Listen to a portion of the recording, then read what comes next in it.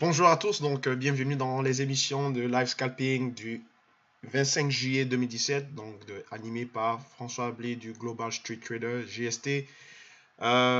Si vous avez des questions, bien sûr, n'hésitez pas à les laisser en dessous de cette vidéo en commentaire et ça me ferait un réel plaisir de répondre à vos questions et à vos préoccupations. Bien sûr, cette émission est réalisée dans un titre analytique et éducatif, ne constituant en aucun cas un conseil d'investissement. Alors ce matin, bien sûr, comme la plupart du temps dans nos émissions, nous nous intéressons seulement aux indices, aux indices américains, pour être plus précis. Et nous transigeons le plus souvent sur le Dow Jones, qui offre vraiment beaucoup d'opportunités quotidiennement sur le marché. Le Dow Jones aujourd'hui qui a augmenté de 100 points, plus de 100 points d'ailleurs, donc qui est passé de 21 550 à 21 690, donc environ 140 points. D'abord à cause, bien sûr, de bons chiffres des entreprises qui ont une grosse pondération dans le Dow Jones et également dans le S&P, parce que vous savez, les deux indices, le S&P et le Dow Jones, les deux sont cotés ensemble au NYSE, donc au New York Stock Exchange, donc qui est la place boursière où s'échangent justement les indices. Et on a vu bien sûr comment dirais-je, des grosses entreprises qui ont une forte pondération dans ces indices, notamment McDonald's, Caterpillar, General Motors, donc pour ne citer que ceux-là, ils étaient au nombre de 12, ont eu des profits, des profits, donc ils ont fait des bénéfices sur justement leur profit trimestriel. Voilà.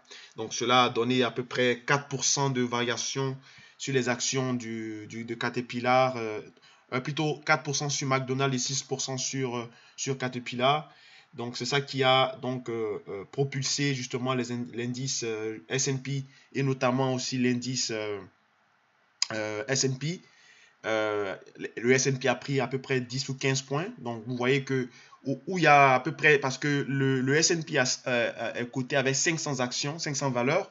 Donc il est plus lourd, donc a fait décoller. Donc quand il décolle de 10-15 points, ben, le Dow Jones qui lui en compte seulement que 30 valeurs, lui est vraiment, il est propulsé vers les sommets. Et, pardon, qu'est-ce qu'on assiste? Donc on voit que sur le graphe du Dow Jones, on a eu une montée fulgurante. Mais j'avais tracé donc la semaine passée, je l'avais aussi annoncé sur ma page Facebook. Donc on a un biseau ascendant au niveau du Dow Jones en données journalières. Et le marché est venu tester justement ce biseau ici à 21 690, aux environs de 21 700, qui est vraiment le sommet en fait de l'indice, le sommet historique. Et bien sûr, il y a une prise de bénéfice, hein, un retracement technique. Donc, on vient toucher la bonne pour retracer. Donc, c'est pour ça que j'ai tracé en 30 minutes de retracement de Fibonacci. On voit que lorsqu'on est venu toucher les 21 690, le marché a vraiment corrigé parce qu'il y a eu des prises de bénéfices. Et si par exemple on s'était arrêté au 21 636 qui est un point de 68%, on allait voir que la hausse allait se poursuivre, mais là on a cassé vraiment les 61,8, on a cassé les 50%, on a même cassé les 38,2% en clôture. Donc je crois que le mouvement va être rattrapé, va être retracé et on reviendra retester justement au niveau des moyennes mobiles à 90 et à 250 périodes qui sont de 21 576. Et aussi, on vient d'avoir aussi l'apparition du chiffre de l'indice de la confiance des consommateurs qui est sorti largement au-delà des attentes, hein, donc qui était très positif. Je vais donc l'afficher devant l'écran si je peux. Attendez. Bon, apparemment, j'arrive pas. Mais l'indice, voilà, je vais mettre le tableau ici. Alors, l'indice était attendu à 116,5 et il est sorti à 121,1, donc ce qui est largement supérieur. Donc, le Conference Board, donc l'indice de confiance des consommateurs, Donc, ça représente justement les ménages, comment est-ce qu'ils perçoivent leur économie. Donc, apparemment, aux États-Unis, les ménages voient de bon oeil donc, la gouvernance Trump. Donc, on a des chiffres qui sont assez positifs. Et aussi, on a le rendez-vous de la Fed, demain du FOMC, donc sur une potentielle hausse de taux. Il faut noter qu'il reste à peu près 2 ou 3 rendez-vous. Donc celui de septembre, un en fin octobre et puis un autre en fin novembre, début décembre. Donc ces rendez-vous-là justement pour voir pour orienter la politique monétaire américaine. Également, on constate que le consensus s'attend à ce qu'il n'y ait pas de hausse de taux. Par contre, le bureau de recherche des études justement des hausses de taux, qui est le Fed Fund Rate Monitors, donc c'est le bureau d'études, publie chaque fois des probabilités pour savoir à peu près dans quelle fourchette la Fed va augmenter ses taux en estimant une certaine probabilité. Et elle estime que demain, selon au cours du rendez-vous, demain, la Fed est probable d'augmenter ses taux entre 1 à 1,25. Elle estime à 97,50% de probabilité. Par contre, le marché s'attend à ce que il n'y ait pas justement de changement. À titre de rappel, donc, nous sommes actuellement à 0,75% de points de, de taux d'intérêt. Donc, juste pour vous dire que le marché, le consensus est vraiment plus ou moins neutre sur justement les indices, malgré qu'on a des grosses pulsions haussières comme ça, avec des gros chiffres de grosses entreprises qui sont publiés. Donc c'est ça c'est de cela dont je parlais la fois dernière dans une de mes vidéos, en disant que de faire attention entre les chiffres économiques, les chiffres et les indicateurs économiques, et aussi les news. Donc ici, on a le fait de propulser, le fait d'afficher en fait les résultats des bénéfices nets en légère hausse des indices qui sont vraiment pondérés très fortement dans les indices. C'est un effet de news, ce n'est pas un indicateur économique. Par contre, les indicateurs économiques sont plus ou moins stables ou neutres de l'économie américaine. Donc c'est pour ça qu'on peut avoir des variations. Vous voyez, la news propulse le marché vers le haut, donc l'indice. Et puis après, on a des mouvements violents de correction, justement. Et ces mouvements aussi, bien sûr, techniques sont attendus, hein, parce que vous avez vu que la ligne rouge que j'ai tracée ici, c'est le biseau dont je vous avais montré tout à l'heure. Donc c'était évident que lorsqu'on vient toucher le sommet de ce biseau, il y a un retracement. Donc le fait qu'on ait cassé le retracement des ratios de Fibonacci de 50%, on a complètement inversé la tendance. On n'est plus d'une tendance haussière. Et on le voit même en 1 heure ici, l'indicateur Ishimoku nous le montre.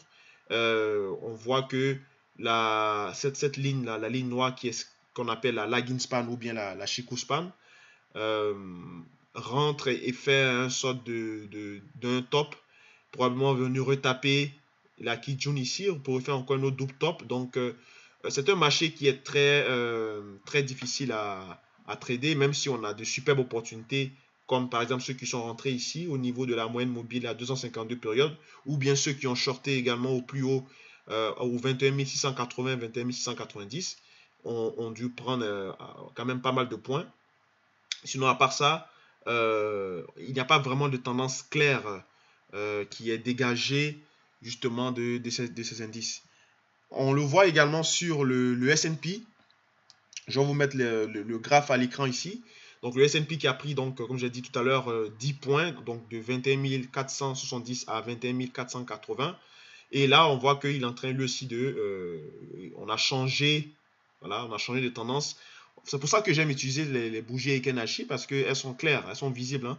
Vous voyez que le mouvement en bleu, c'est cette hausse propulsée par la news, des chiffres économiques. Et là, on vient tout de suite de changer de couleur. Donc, certainement, on est en train de voir que cette hausse et cette impulsion était seulement un effet de news. Sinon, on allait voir ici, si vraiment c'était une tendance saine, on allait voir ici que le nuage Ichimoku allait plus être épais. Mais vous voyez bien que le nuage est très mince. Donc la tendance n'est pas assez, la tendance haussière n'est pas assez soutenue. Et on voit également sur l'indicateur ADMI DX qui montre que le niveau de la tendance de cette impulsion haussière sur le S&P en 1 heure est seulement de 12,12. Il faut remarquer que une tendance n'est saine que lorsqu'elle dépasse les 20. Donc quand elle est au-delà de 20, donc vers 25, on peut juger donc cette tendance-là haussière. Techniquement, hein, tout ce que je dis n'est pas vraiment des choses scientifiques prouvées, c'est simplement de la récurrence statistique, des observations qui sont avec lesquelles on l'utilise pour justement avoir une nette idée du marché. Donc, pour revenir donc, sur le Dow Jones, on voit que le Dow Jones vient tester la moyenne mobile à 252 périodes. Donc, c'est complètement annihilé. Donc, le mouvement haussier est complètement annihilé. On a retracé pratiquement 90 voire 95% de cette hausse.